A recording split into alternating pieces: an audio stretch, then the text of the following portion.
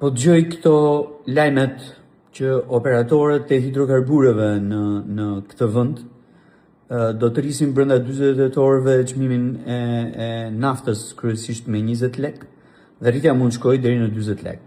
Pra, do prekin edhe një herë limitin e 200 lekëve ose 2000 lekëve.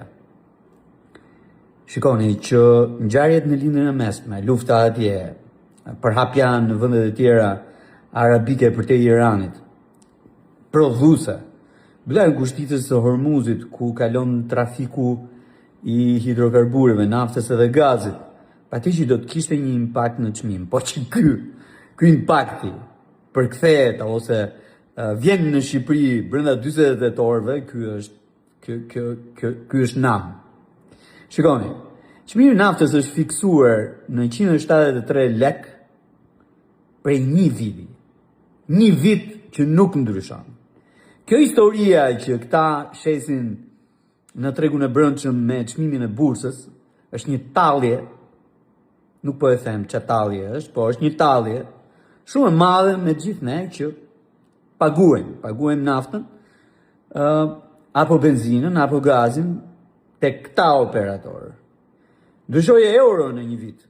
Ndryshoi edhe çmimi i naftës në një vit. Po 173 lekëshi nuk lëvizi. Tani, brenda 48 orëve do ndryshojnë këta çmimin, kjo është për përsëris nam.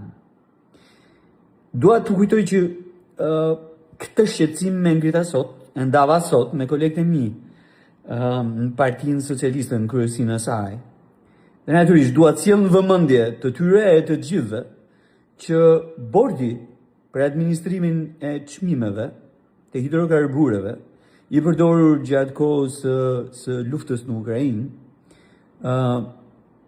nuk është shpallur antikushtetues. Gjykata kushtetuese ka bërë një ndryshim krejt formal në atë akt normativ, por bordi është kushtetues dhe akti është kushtetues.